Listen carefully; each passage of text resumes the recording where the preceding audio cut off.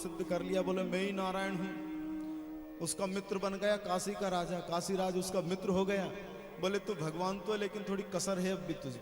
बोले अभी क्या कसर है, क्या कमी है? बोले कमी यह है कि उसके जो भगवान है नारायण, उनके पास तो गरुड़ जैसा विमान है, तू तो वैसे ही दौड़ता फिरता है, तेरे पास तो कुछ नहीं है। तो उसने विश्वकर्मा को बुलाकर एक नकली का उड़न खटोला बनवा लिया, उस पर बैठकर उड़ने लगा, नकली विमान बनवा लिया। बोले अब बन गया? तो काशीराज ने कहा हाँ बन तो गया लेकिन थोड़ी सी और कमी है। बोले अब क्या कमी रह गई? बोले कमी यह है कि भगवान के पास तो 4 भुजाएं हैं, तेरे पास तो 2 ही हैं। तो उसने नकली की लकड़ी के हाथ लगवा लिए, 2 कीले ठुकवा लिए, उसने भी दर्द हो गया, सह गया, लेकिन बन गया नकली भगवान। श्री राम जय राम, वो भी भगवान बन गया। अच्छा, हमारे देश की विडंबना है कि हम इंसान नहीं बनते, इंसान के पहले भगवान बनने की कोशिश करते हैं। कई व्यक्ति ऐसे हो गए हमारे देश में जिन्होंने अपने आप को भगवान साबित कर दिया। अब वो थोड़ी देर तो पुज गए जब तक पोल नहीं खुली, और जब उनका पर्दा उठा तो वो अभी तक उनकी जमानत तो नहीं हो रही, उन नकली भगवानों की बेल नहीं मिल पा रही है। अरे भैया, पहले हम एक बार ठीक से इंसान बन जाएं, उसके बाद में बन ले भगवान।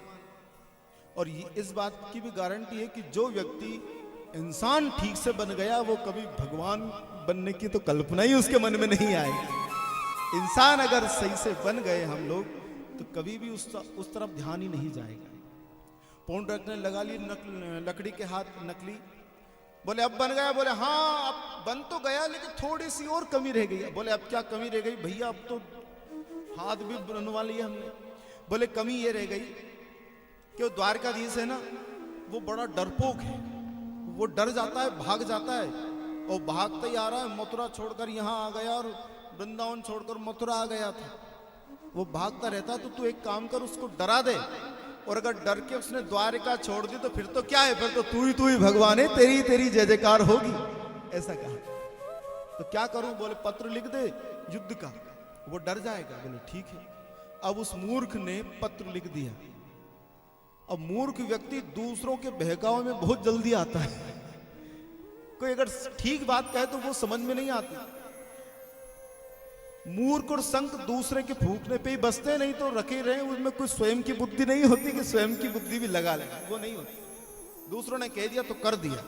उसने भी पत्र लिख दिया, और वो दूत जब पत्र लेकर द्वारिका पहुंचा और भगवान जहां बैठे हुए थे राजसभा में, वहां दूत पहुंचा। उद्धव ने पत्र लिया, और उद्धव ने वो पत्र जब पढ़ा तो बड़े मुस्कुराने लगे, उद्धव हंसने लगे। तो भगवान ने कहा उद्धव क्या बात है, जरा हमें बताओ, हंस क्यों रहे हो, क्या बात है, क्या लिखा है इस पत्र में? बोले लिखा क्या है प्रभु, हमें तो आज पता चला कि आप नकली हैं। हम तो आपको असली समझकर आपकी सेवा कर रहे हैं, जब से हमें तो आज पता चला आप नकली हैं। तो असली कौन है? बोले असली तो पौंड्रक भगवान है, जो आपसे युद्ध करना चाहते हैं, ये उन्हीं का संदेश है। अच्छा, भगवान भी खूब मुस्कुराए और दूत से कहा कि जाकर कह देना असली भगवान से कि कल नकली द्वारकाधीश आ रहे हैं युद्ध करने, तो तैयार रहें। ऐसा सुनकर वो दूत जाता है और पौंड्रक से कहता है कि आ रहे हैं सुबह। तो डर गया, स्वयं की कोई हिम्मत तो थी नहीं। मित्र से कहा कि तूने मरवा दिया, बढ़िया छोटे ही भगवान बने हुए थे, तूने बड़ा बनाने के चक्कर में अब वो मरना पड़ेगा, वो आ रहे हैं द्वारकाधीश। तो काशीराज ने कहा कि तू चिंता मत कर, हम है ना तेरे साथ, हम भी युद्ध करेंगे। और भगवान तो प्रातः काल ही पहुंच गए और जाकर युद्ध के लिए ललकारा।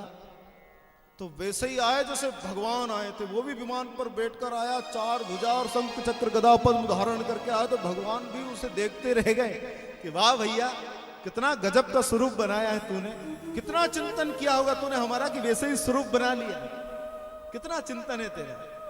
तो जाओ, अब तुझे हम हमारे ही स्वरूप प्रदान करते हैं। भगवान ने सुदर्शन चक्र से उसका सिर काट दिया और अपना ही स्वरूप भगवान ने उसको प्रदान किया। सारूप्य मुक्ति भगवान ने उसे प्रदान की।